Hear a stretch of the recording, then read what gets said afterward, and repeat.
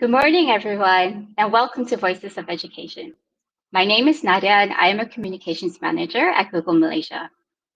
So, over the past year, the education community, including a lot of you here watching with us this morning, have really inspired us in making sure that the current generation of Malaysians do not get left behind by using various digital learning technologies such as Google Classroom and Google Meet through Delima, our national learning platform.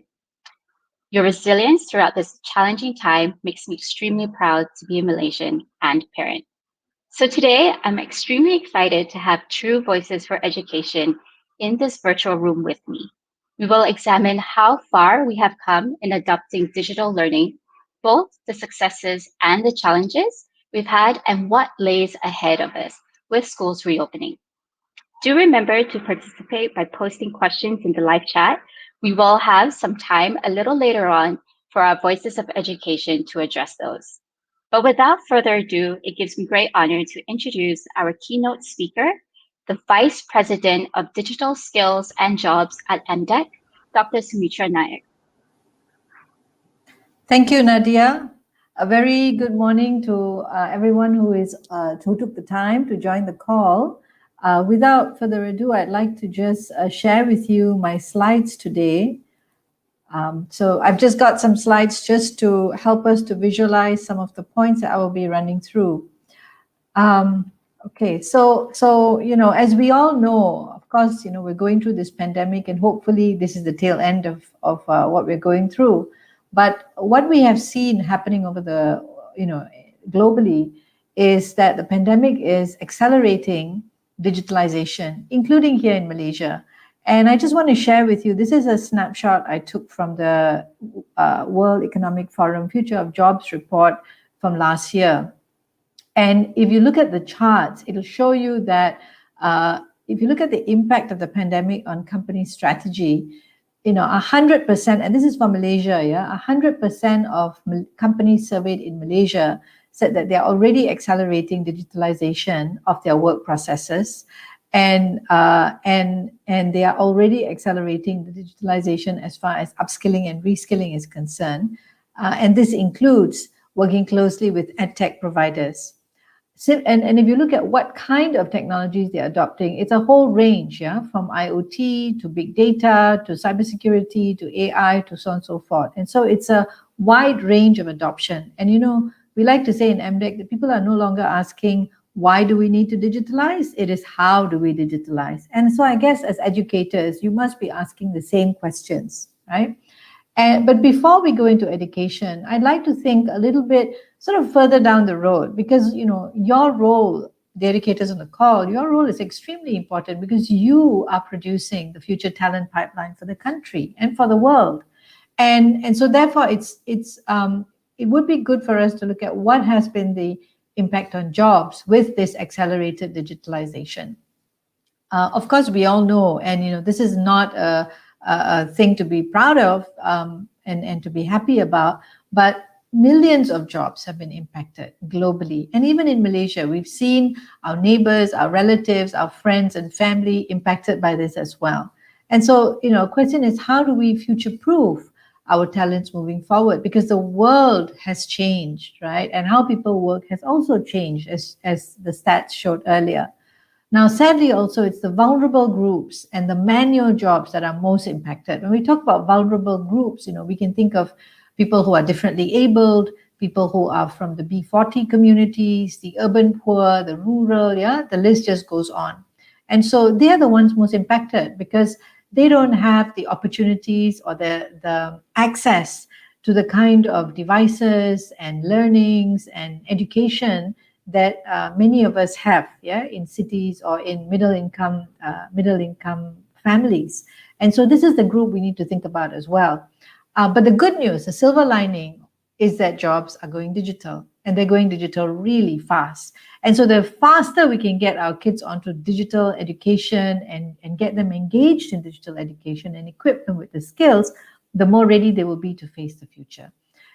Also, from the Future of Jobs report, more statistics that show you, yes, while there will be jobs that are lost, 85 million is what they're estimating in WEF, But the net increase is going to be higher because you're expecting 97 million increase in jobs. But look at the difference in the kinds of jobs. And I'm sure you've seen similar data as this before, where it is more about, having people who are going to be looking at roles like data analysts, AI, big data, digital marketing, and so on and so forth. Similarly, look at the skills. The skills also require analytical thinking, complex problem solving, critical thinking, technology use, design, programming, so on and so forth. So really, the world is moving to a place where it's going to need this 21st century skills that we all are familiar with more than ever. And on top of that, I also like to think that, when you think about what do you teach in school that is going to be foundational for this, a lot of it is about mathematical abilities, because that's really the stem of where a lot of this problem solving and critical thinking and technology, programming, and so on. It's a lot about logic. It's a lot about structured thinking. And so the question is, how is our talent pipeline doing? If you look at our talent pipeline, are they ready for these changes? Here, I think there is cause for concern. If you look at the statistics, right? And these are statistics that I borrowed from various sources. And the first one was something I think MOE did very proactively. They did a survey last year, and they found, if I'm not mistaken, close to 40% of students lacked access to devices for learning. That's from the accessibility point of view. And then from the competency point of view, this is from the PISA rankings 2018 is the last ranking we have. 41% of Malaysian students lack basic math competency. This is level 2 base competency, right? Similarly, 37% students lack basic science competency. Now, these are not good indicators, because as we've seen, the world of the future jobs are going to require mathematical and scientific abilities, thinking, foundational knowledge, in order for them to remain competitive in future jobs. And so, of course, at MDEC, we have been working closely with the Ministry of Education through the My Digital Maker movement, looking at how we can address creative thinking, complex thinking, and so on and so forth. But I think we really need all parties to come together to look at how do we address these issues. And I'm so glad that the session is happening today, because it is giving us an opportunity to really understand what's happening on the ground and how can we leverage on digital education to address some of these issues.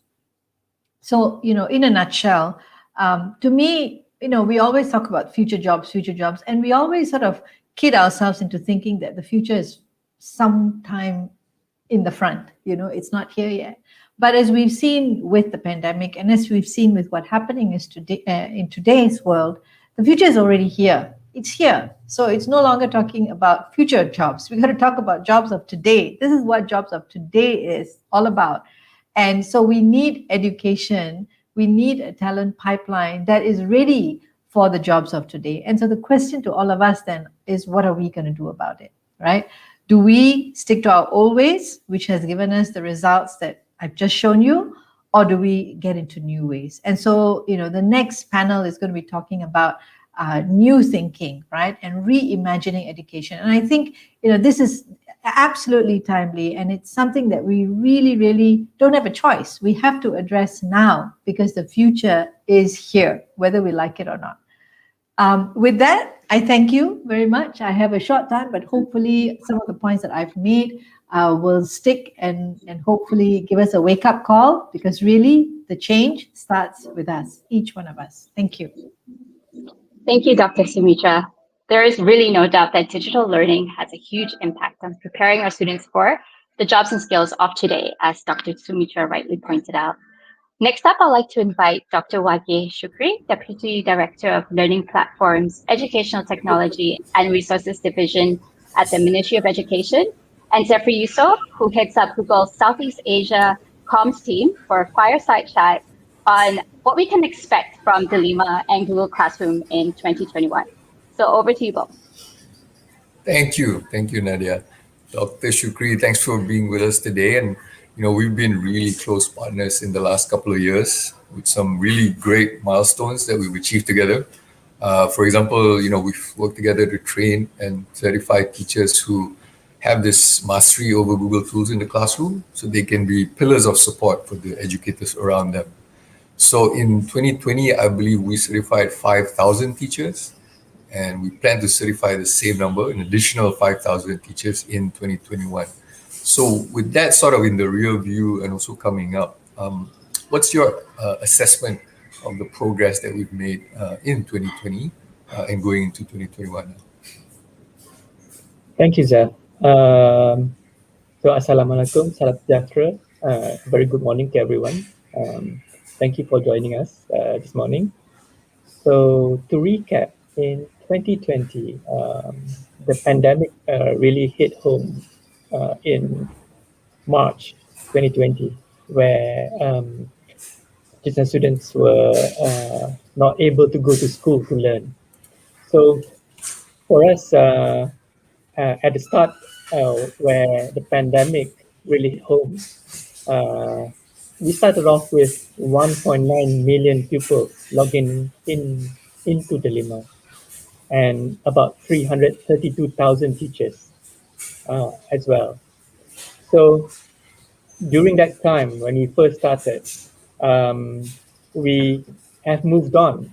So in December 2020, we had 3.4 million students logging in and 436,000 teachers. So that's an increase of 67% in terms of people logging in and using the Lima, and 17% increase in terms of teachers. So that's huge numbers. I guess it's because teachers had to learn new things, new competencies, and to learn how to carry out teaching and learning in an online space. So there were significant changes in teaching and learning because teachers were used to teaching using face-to-face in the classroom.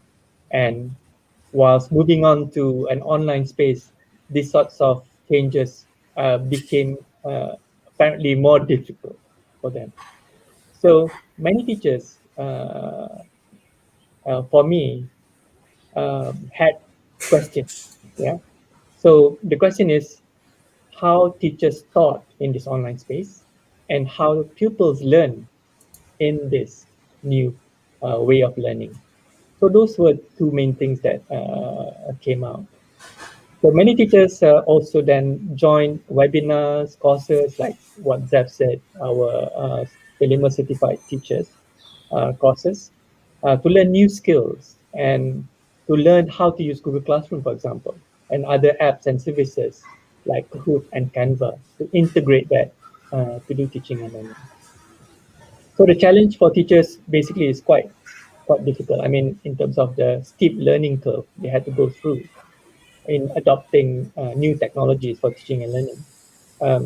And some teachers also adopted other technologies like WhatsApp and Telegram to complement and supplement the teaching and learning. And these sorts of trends highlighted the need for new approaches, especially in integrating pedagogy, how we teach, moving on in the pandemic. And I guess the challenges also then covered things like connectivity and devices, especially for students, in terms of how they have access to learning online. So that became apparent, and I think Sumitra did mention about the survey that the ministry did accordingly for that. So I also think that connectivity and devices not only covered the pupils themselves, but also for teachers. I think some teachers needed to get new devices for digital learning.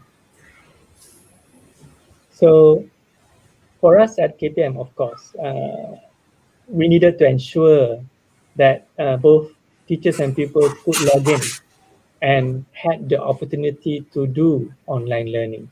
So for us at the Lima, it was quite a mad and crazy time starting in March, right up to December in trying to support teachers and students in schools and getting them online and how to learn and how to teach on the Lima itself. But we were lucky because we had planned to have partners which provided content for us in the Lima. So partners like UNICEF and others became important. UNICEF created KDGL, Community Guru dalam digital learning. And also right now, pretty soon, we also have global citizenship in education. So with all of those sorts of PBL type, learning type courses, content that we have, many teachers got the support they need in terms of content as well. With the launch of the Lima in June 2020, with the development of having not only Google on our platform, but also Microsoft and Apple, basically we tried to provide the best of all the three partners that we had. So for us, with Zeph, I hope as well, that it became the starting point for this platform. And moving forward, I think we have more things to do. And I guess he knows me very well. I keep coming up with new ideas to do, especially in 2021. Next slide, please. So what's going to happen in 2021? The main thing about 2021 is basically personalization. So in terms of school, teachers, and pupils, yeah. So in terms of schools, personalization would mean that schools, like school leaders, can now manage and see how online learning is being carried out within the school environment. Yeah. For teachers, teachers can look at the learning opportunities of their students. So if there are learning gaps or things that they could do better in terms of carrying out online learning, and what sort of activities they could provide to further enhance pupils' learning. Yeah. For pupils, most importantly, personalization would mean that they can see their own progression within their own space, especially for themselves. Yeah. So they could see activities, schedules, and things like that that they could learn from. Yeah. So this also covered the 5 C's, I call it: collaboration, communication, creativity, and critical thinking, plus citizenship as well. So these things are hugely important because they are competencies for both teachers and pupils to learn moving forward in the future. And of course, without certification, professional development for both teachers and pupils is something that we need to focus on as well. So this year, our main focus, apart from teachers, is actually to provide certification for pupils moving on digitally. Yeah. So they need to have digital competencies, badges, certificates to show that they are moving on in terms of that journey towards digital fluency. Yeah. So in terms of the experiences in the Lima itself, there will be new improved services, especially with Google and with Google Classroom and Google Meet. Yeah. There'll be more integration and more content partners. Next slide, please. So for example, in Google Classroom, we will now have activity logs, so where the teachers can see each individual lessons being carried out and the students themselves, what sort of activities. So these sorts of more personalized learning will be coming into Google Classroom as well in the very near future. Also, if I can go to the next slide. For the next slide, yeah. Is that integration into Google Classroom will be seamless. In the past, you actually had to import a lot of things like the hood into Google Classroom, but in the future, you just put it as integrated straight away, yeah, into Google Classroom, so you could carry out anything that you want. within that environment. Apart from Google Classroom and other things from Google, we are also integrating content and badging. For example, we are also trying to integrate badging from MDEC so that students can see their own digital badges within their personalized learning space. Yeah, so that's something new and to look forward to. Next slide, please. So apart from that, we have a slew of new things coming on, like classroom roster, and also with Google Meet. Now we have breakout rooms and live stream functions. So you could actually do that within your school environment and within the ministry as well. So all of these new sorts of improvements will be carried out very soon.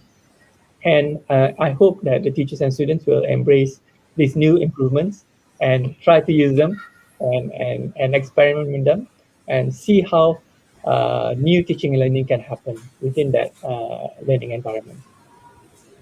Next slide, please.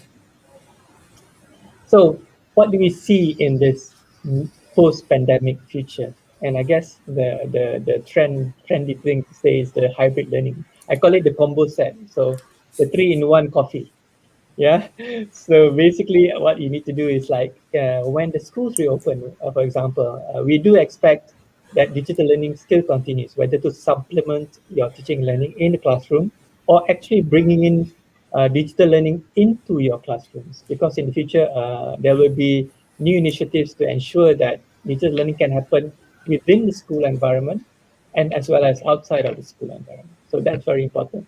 So for teachers, I think new pedagogies are very important, incorporating the 5 C's I mentioned before, for example, creativity and collaboration. That will be the key for the future of the types of learning that we expect from teachers and from students as well. And of course, with hybrid learning, there'll be new ways as assessment, yeah, and hopefully we'll have new things to introduce you as well in that space. And I guess also digital fluency, I call it, is the new currency, because apart from being competent, being fluent means that you use the technologies for other purposes in interesting and new ways that we do not expect. So those sorts of things I think I'm looking forward to. And I believe that digital fluency will be one of the key things that we'll be talking about in 2021 and 22, 23 as well. And I think I'll end there. Is that back to you? Thank you, Dr. Shukry. Yeah, I like the combo set better. I'm going to start referring to it as that versus hybrid learning. Thanks for the recap, and really thanks for the preview that you just shared with us. It's really so much to look forward to, and I think with that, I really want to move on to the next panel, where we will have a few educators that will want to share with us how they've been using the Delima platform to its fullest. So for the next session, allow me to invite Azlina Kamal, pakar pendidikan dari UNICEF, Cheryl Fernando, pengarah negara bagi pemimpin GSL, Cikgu Ahmad Firdauz, guru dari Genius Kurnia, dan Cikgu Emira Nabila, guru bahasa Inggeris dari Sekolah Menengah Kebangsaan Pasir Gudang. Welcome all. Kita cakap campur-campur sesi ni, harap okey. Jadi untuk menjimatkan masa kita, saya terus ke soalan pertama ya, untuk Cikgu Firdauz dan Cikgu Emira. Jadi sekarang ni memang merupakan masa yang agak mencabar ya untuk pendidikan pelajar. Saya difahamkan Cikgu Firdauz lebih-lebih lagi mengajar kanak-kanak yang keperluan khas ya. Jadi bagi Cikgu, bagaimana kesesuaian platform dan amalan-amalan pembelajaran digital yang sedia ada ni untuk keperluan mereka? Okey, terima kasih Zafri. Saya harap semua dengar jelas suara saya. Okey, actually saya sempat berada di Genius Kurnia dan juga berada di sekolah Bahasa Pekadanan sebelum ni. So saya berada di 2 jenis sekolah dalam masa era pandemik ni. Okey, so saya memang dapat lihat bagaimana anak-anak ketika belajar dan dapat melihat bagaimana anak-anak berkeperluan khas. Kalau di Genius Kurnia, which is we are cater the kids with autism, kalau kita tengok anak tipikal pun begitu mencabar mereka untuk belajar secara online, apatah lagi kalau anak-anak berkebutuhan like what we have here in jenis Kurnia. So when the pandemic occur, actually kita kena pada ketika itu kami para pendidik di jenis Kurnia especially, kita kena ubah kita punya pendekatan. Kalau sebelum ini anak-anak ni dia lebih face to lebih suka dan lebih senang belajar secara bersemuka kan. Tapi bila kita berada di dalam era pandemik ni, everything has to be goes online. So the education need to be online. So everything has to be digital. So apa yang kita buat ialah kita tengok daripada face-to-face intervention, we go to tele-intervention, which is ibu bapa have to be our eyes, our ears, they have to take over most of the part of the teaching itself. So kalau di jenis Kurnia ni kita lebih kepada gunakan Google Slide contohnya untuk bantu anak-anak ni kalau macam di jenis Kurnia ni kita nak bantu anak-anak ni untuk support dia punya communication dengan introduce new words, new vocab, gunakan tema-tema tertentu so that anak-anak ni dia lebih tertarik, dapat menarik minat anak-anak ni untuk berkomunikasi bersama dengan cikgu mereka secara online. Kadang kalau cikgu nak gunakan video saja and then tanpa ada apa-apa support macam cikgu Dr. Wari cakap tadi, suplemen kepada budak-budak ni macam susah lah budak ni nak duduk dekat depan untuk fokus on lesson itself. Kalau budak tipikal pun boleh extend sampai 15 minit, bukan pula budak-budak yang berkeperluan kan. So our teachers use Google Slide, use YouTube for modeling learning. Untuk YouTube tu cikgu kita specifically design our video to be short, simple and can model apa yang patutnya anak ini buat sewaktu di rumah. Kalau macam kami akan lebih kepada behavior, macam mana nak bantu mereka dari segi behavior. Sebab kalau di rumah behavior mereka lain, kalau di sekolah behavior mereka lain. So kalau untuk anak-anak berkebutuhan kita lebih kepada macam mana nak bantu untuk perbaiki behavior mereka sewaktu mereka berada di rumah dan mereka boleh fokus untuk belajar.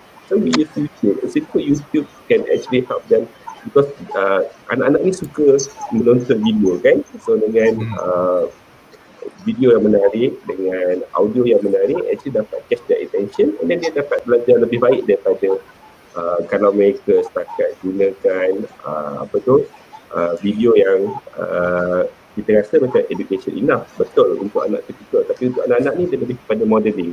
Kita dalam video tu dia tunjuk apa nak perlu buat, apa yang anak-anak ni boleh ikut kalau berada di rumah dengan pula bahan bantu mengajar yang ada di rumah saja, dengan gunakan kursi, dengan meja makan, benda-benda yang macam tu yang boleh bantu mereka belajar actually sebenarnya without kena ada bahan bantu mengajar seperti di sekolah.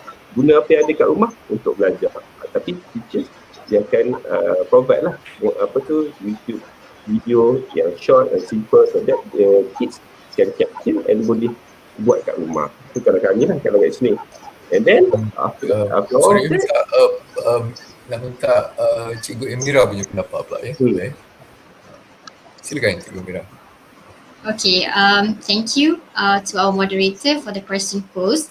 For me personally, for the purpose of this sharing for today, I would like to mention the use of Google Document, which has helped me tremendously in achieving my lesson objectives, and I have since then become an advocate of Google Document since I first started using it. It's definitely very basic and a very fundamental tool in the teaching and learning of writing, but I believe that students have definitely benefited from the use of Google Document. Among our favorite features on Google Document for me as a teacher as well as for my students would be the suggesting mode, because the suggesting mode on Google Document allows us to edit our students' essays without making permanent changes. So Google Document also edits my students' essays in green lettering. So psychologically for my students, maybe that can be less intimidating compared to me as a teacher using using red pen for real life marking. What I would do is usually I would share the screenshots of their Google documents on the Telegram group, and then it could be easily accessible to all the students. So I think that that's where the value of Google document lies, in the fact that it is a very transparent tool which enables discussions to happen around the writing publicly, rather than previously in a traditional classroom. We will get our students writing an essay and then sending it to the teacher. The teacher sends it back to the learner, and it happens at an individual level. So now everything is very much more transparent. So yeah, that would be my response to the use of Google document. Thank you. Thanks for that. I'm drawn back to my school days. Yeah, I didn't realize that red ink could give you PTSD. So it's a really good insight. So Cikgu Firdaus, kembali kepada Cikgu Firdaus. Jadi tadi Cikgu Firdaus tengah bercerita tentang special needs, dan saya nak tanya sedikit tentang ibu bapa pula kepada anak-anak yang berkeperluan khas ni. Jadi macam mana caranya untuk menentukan matlamat atau goal untuk mereka? Dan ada tak cara tu mungkin berbeza sedikit apabila berlaku secara digital? Okey, untuk murid berkeperluan khas ni, anak-anak berkeperluan khas ni, memang dia punya goals dia akan jadi sangat berbeza compared kalau mereka secara face to face, right? Sebab kalau face to face, teachers can assess directly, and bila berlaku pembelajaran dalam talian, most of the time the kids ada kat rumah, so kita kena refine our objective, our goals, so that can suit actually kids punya apa keperluan anak ketika itu. Kalau macam berada di rumah tu, ibu kita lebih melihat kepada saya mention tadi, waktu awal-awal tadi, lebih kepada behaviour. So macam mana kita nak bantu behaviour? So kita akan introduce weekly theme for the kids. Okay, contohnya macam tentang kita belajar tentang tema perayaan contohnya kan. So apa dekat rumah yang ada yang berkaitan dengan mereka yang bertemakan perayaan. So kita akan buat aktiviti such as benda yang paling simple seperti buat prepare makanan, prepare perhiasan untuk perayaan-perayaan tertentu for yang waktu pandemik yang lepas, waktu tu Hari Raya, kita ada Hari Raya, kita ada Pabadi, and then bulan 2 itu kita ada Chinese New Year. So kita belajar tentang budaya-budaya bangsa lain. Masa sama kita bagi peluang untuk anak tu create communication. Sebab kita nak lebih kepada behaviour mereka tu, kita nak bantu dari segi communication. Kita nak anak-anak macam kami, autism dia kurang lack of communication. So dengan ada aktiviti yang kita design khas untuk itu, kita akan bantu mereka untuk create more communication with their parents and also with their siblings. Dalam masa yang sama, kita create juga peluang untuk mereka bekerjasama. Dari situ, dari segi behaviour, mereka akan lebih tolerate pada arahan, okay? Dan mereka akan lebih fokus. Nampak macam bermain, tapi sebenarnya apa yang mereka buat tu adalah untuk encourage diorang punya kemahiran dan juga encourage diorang punya perkembangan dari segi behaviour. Dia akan jadi lebih kadang lebih nampak, okay, dia buat benda ni, aim dia adalah untuk anak-anak ni lebih memahami arahan, untuk mereka lebih banyak bercakap, untuk communicate, dan dari situ anak-anak ni dia akan dilaporkan perkembangan mereka kepada kita punya teachers. So that teachers kita boleh plan ahead pula apa aktiviti yang sesuai for the next lesson. Itulah apa yang kita buat. Dan digital platform tu yang kita gunakan adalah untuk perbincangan. Most of the time we use digital platform for teachers and parents to talk about their kids punya perkembangan from time to time, so that kita boleh design specific activities, program untuk parents buat dekat sekolah. Noted, thank you. Thank you, Dr. Firdaus.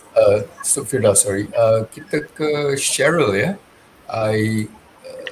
Nak tanya tentang cikgu-cikgu dalam panel ni, bagaimana peralatan pembelajaran digital telah membantu mendidik para pelajar.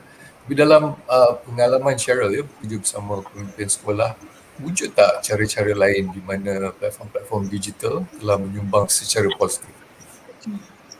Thank you so much for So bagi saya, one of the first few things yang kita buat adalah kita menggunakan Google Sheets untuk mengajar para pentadbir bagaimana mereka boleh melakukan needs analysis, kaji dulu apa masalah di sekolah, especially bila sekolah tutup dan sekolah buka kembali, apa masalah, apa kekangan di sekolah, dan selepas itu mereka plan untuk tahun ini dan tengok di mana mereka hendak improve on and what they want to focus on in school.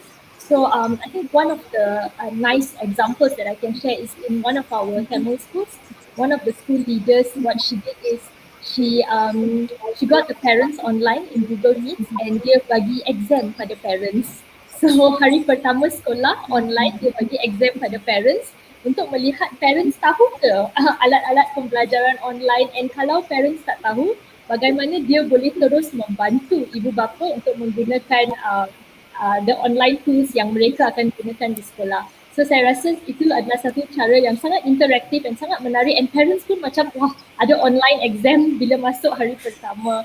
The other thing yang this same pentadbir buat is dia mengadakan open lesson observation di mana semua guru boleh pop in to their friends Google Meet lesson untuk melihat apa yang mereka lakukan dan beri mereka feedback and ways to improve. Dan she saw that engagement online, because we know kalau kelas online sometimes student engagement akan sangat rendah. Jadi bila you do all these things, you get parents involved, you get the other teachers involved dengan lesson, you can see student engagement pun semakin menaik di sekolah. Menarik ya, macam community, macam online gaming juga ya, dia akan develop community around tu. Menarik betul. Soalan seterusnya saya untuk Azlina ya. Jadi pada pendapat Azlina, mana kedudukan Malaysia ni berbanding dengan negara-negara lain dalam konteks pembelajaran digital? Dalam kata lain, apa yang negara-negara lain mungkin boleh belajar dari kita dan mungkin kita boleh belajar dari mereka? Thank you, Zaf.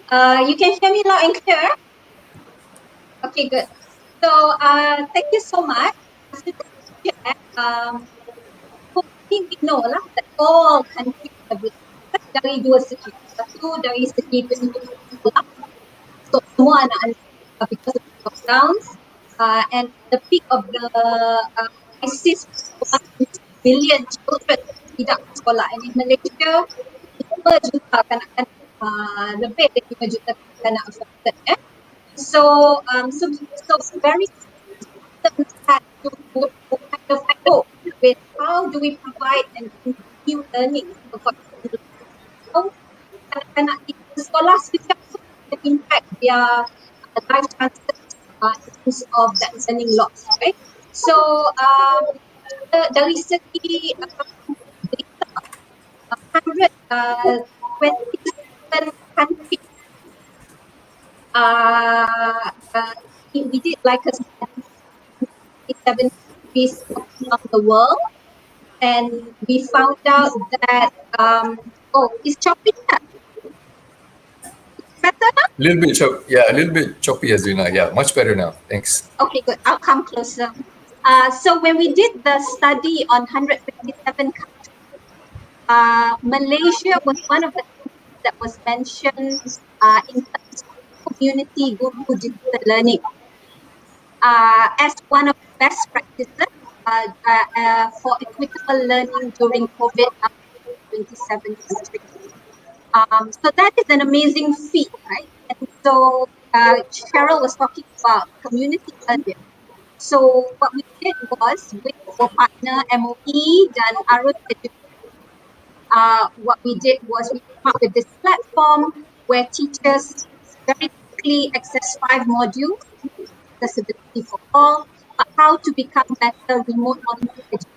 So this is open to everybody. So if your parents out there yang nak jadi remote educators, you can also access this learning material. And so we now have 1,000 material banks and go through the modules. And now we have 30,000 people that access to these materials. It's a lovely community where teachers that share this. So that's one thing in which we presented as a best practice study. UNICEF globally. So I think jumping ahead, doing the data, getting feedback, finding out what they need, and responding to that, and building in feedback mechanisms, the community guru has been, one of the really proactive responses of. But of course, we have equity issues, and I know you'll come to me on that later. So over to you, Zeph. All right, thanks for the insight there, Azlina. So while we fix your audio a little bit, let me move to Cikgu Emira and Cheryl for the next question. So sekolah-sekolah akan dibuka semula dan ramai akan kembali ke kelas-kelas secara bersemuka atau face to face. Jadi pada pendapat Cikgu Emira dulu ya, masih ada tak ruang untuk pembelajaran digital dalam masa depan, pembelajaran bersemuka atau hybrid atau combo learning macam Dr. Shukry kata tu, sama ada dari segi platform, pelajaran ataupun peranti? Okay. Personally, I think that there is definitely a future for digital learning, and even though that the reopening of schools has been very much anticipated by most educators, especially when our traditional education system has stood the test of time and been proven effective in producing very holistic individuals. However, during our home-based learning experiences, I'm certain that most of our teachers have started to realize that there is a great role that digital technology plays in accelerating the process of students' learning, especially for teachers who have had a chance to conduct hybrid learning for students whom we have been able to have face-to-face interaction with, as well as online lessons. I'm referring to SPM candidates of 2020. So with access to digital technology, our lessons now can become much more compelling, and it increases students' level of engagement, which would later result in sparking their curiosity for them to venture the learned topics on their own. So in other words, it provides like a platform for them to have self-access learning, which would previously end when school is dismissed, but now that is no longer the case. Now what a teacher teaches stays in a virtual classroom called the Delima. Instructions can be clearly conveyed on the instruction section, and lessons can be streamlined. Materials are attached in a very organized manner. So it also aids in conducting flipped classroom. Personally, for me, like having 30 minutes for one period is never enough to thoroughly engage our students in language learning. But with Delima, we can have videos, quizzes, Google Forms, Google Documents attached, and students can view and attempt the task a day or two before the lesson starts. So they come to class with much more meaningful questions about what they might have queries about. So this is way better than using our lesson period for the purpose of showing videos, for example. So face-to-face interactions now no longer becomes this one-way communication of the teacher imparting knowledge. It's more of students engaging themselves in discussion of ideas, error correction exercises, and we can ultimately customize the learning experiences to suit students' preference and ability. So I believe that this flexibility is why the use of digital materials is not a passing fad or anything. Instead, it is actually our future. Thank you. Thanks. Yeah, it is the more or less the here and now, right? What about you, Cheryl? What are your thoughts on this?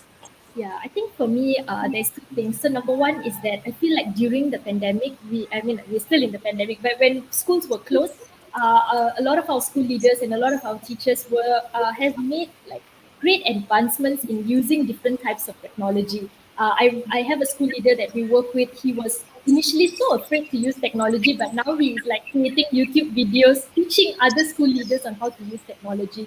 So I think the first thing is that we cannot forget all the effort that we have put in to build all these resources online. So if anything, as school reopens, it is not going back to how it was before, it is to build back better, right? So we want to continue using technology. And the other is on learning loss. So we know that when students are out of school, not all students had access. And a lot of students also struggled with online teaching and learning, and they were just getting used to it. So when they come back to school, there will be a problem of learning loss. And some research say that 14 weeks out of school is like 2 years of learning loss. So when they come back to school, I think technology can be the best way to help deal with this learning loss. exactly like what Emira said, all the material is ready online. We get our students to read. So when they come back to class, we can get them up to speed. So for me, there's two things. So firstly is we cannot forget all the things that we have done. So keep using technology to really enhance the teaching and learning in classrooms. And the other is on learning loss. Technology is one of the best ways we can close this gap that exists now with our students.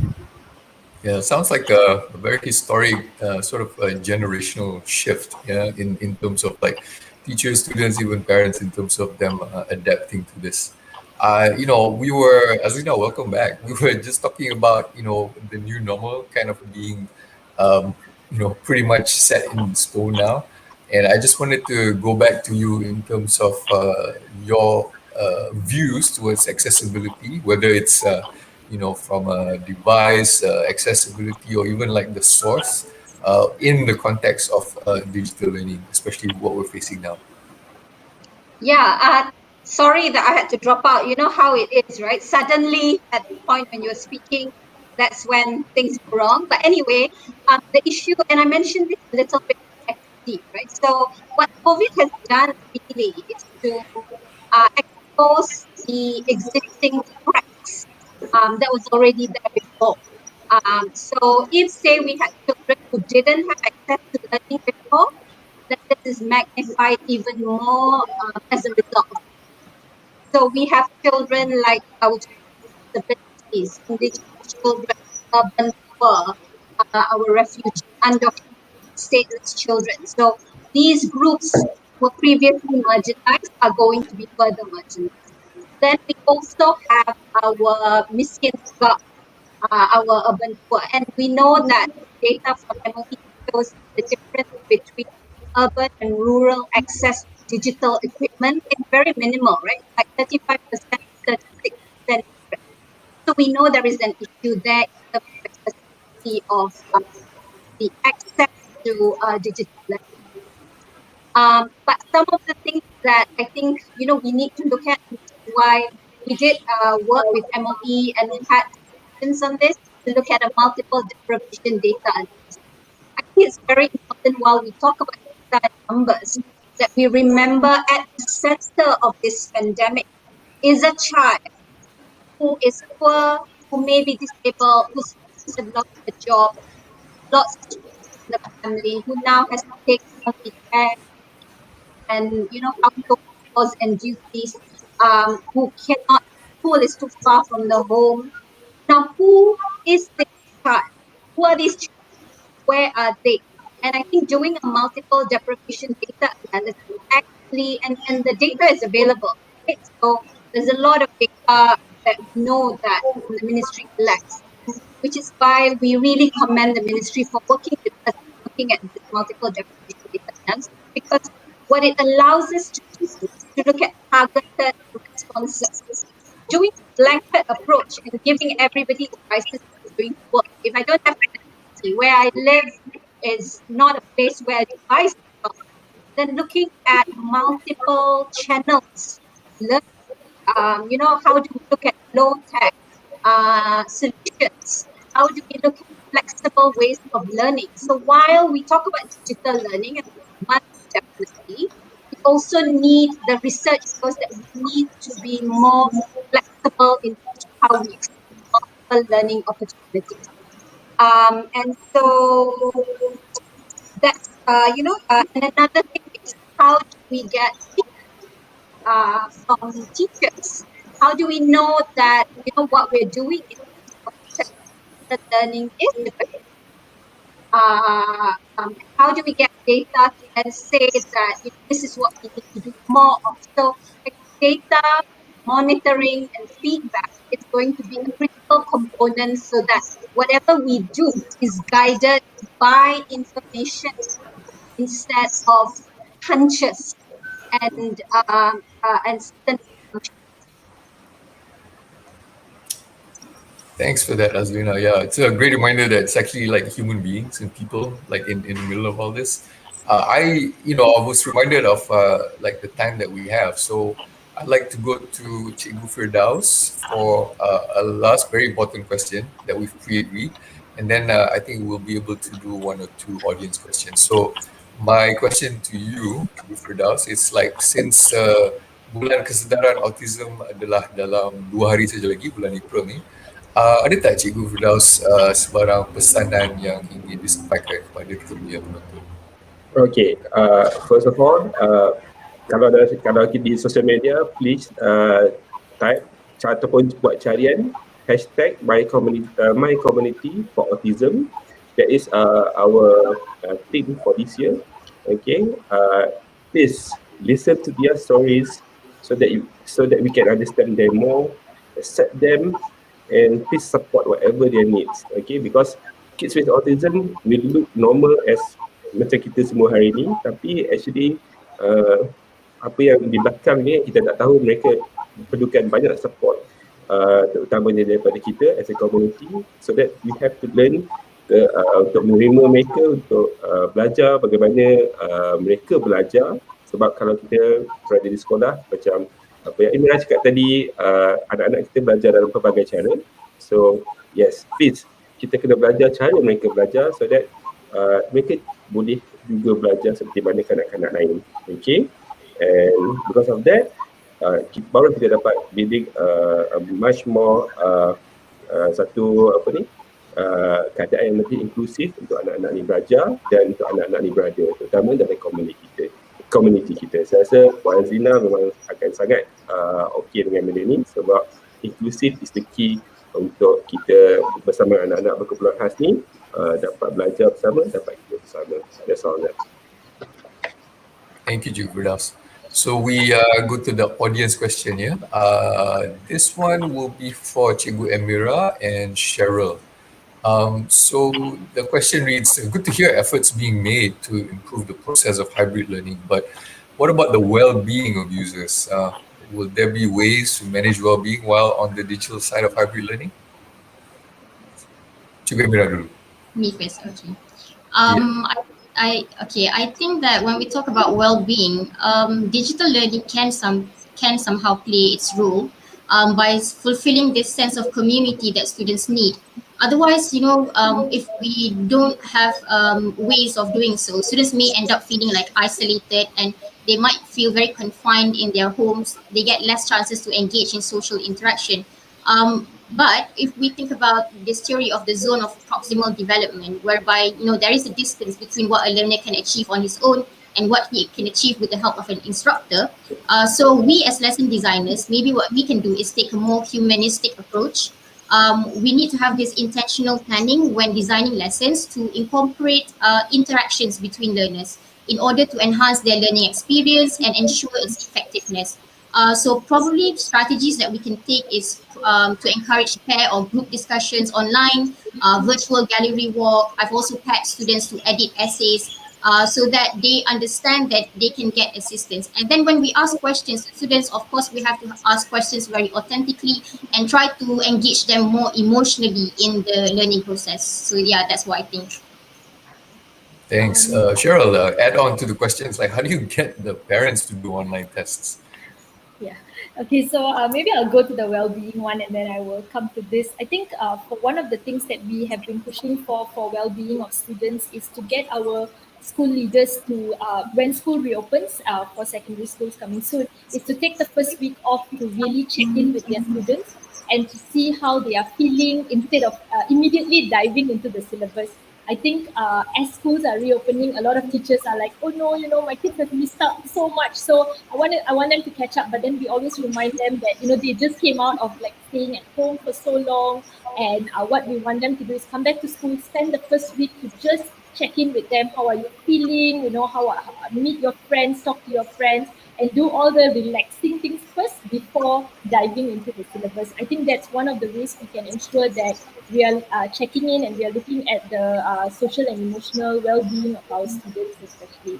I think the part on parents, so we know parents' involvement has been quite a struggle. I remember the school I used to teach in, my teachers will do lucky draw to get the parents to come for PIBG meetings. So I think it is really on the school leader and on the teachers to build that sense of community and to allow the parents to also feel responsible for their child. It takes a village to raise a child, right? So it's everybody's role and responsibility. So I think schools must start by building that culture that we will keep reporting to you about your child, and you are also going to help us, like what Cikgu Firdauz said just now, right? Parents at home, what can you do to support your child at home instead of datang ke sekolah, habis kerja, balik rumah, I don't know what's going to happen to you. So schools must build that culture, and when you build, that's when you can get your parents to do anything that you want, which includes online tests as well. So yeah. Cool. Thank you, Cheryl.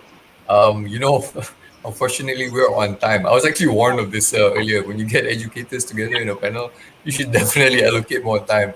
This is like totally lesson learned on our Exactly, side. 2 minutes is not enough. But you know what? This And just means then that my connection had to sabotage me today, okay? we should definitely do this again. So, we'll definitely regroup and then plan ahead. But, on behalf of Google, I just wanted to thank everybody for all your thoughtful responses. And I would like to turn it back to Nadia for the closing. And then we also have a press Q&A after this. So thank you very much, everybody. Yeah, thank you so much for such a wonderful discussion. It was so great to hear from all of our panelists, especially Cikgu and Emira, on how digital learning is enabling collaborative learning, from Cikgu Firdauz and how his inspiring team shows us that digital learning is also really inclusive among children of different needs. I also really enjoyed Cheryl's story of having parents do an online test to encourage, their familiarity with the digital learning tools. And it's very positive to know from Azlina, even though your audio was choppy, but I did pick up bits of it from your session that Malaysia is in many ways leading the way.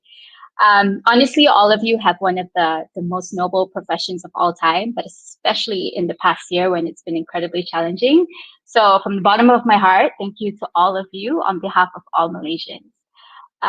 Just on another note, that if there is one thing that I picked up from today, it's that though the road was bumpy, we've made tremendous progress through the Lima and digital learning to ensure that everyone can learn anywhere. And whatever the future may bring, whether it's physical or digital or combo set learning, as Dr. Shukry says, all we really need to do is look at your stories to know that the next evolution of technology will be put to great use in the education sector.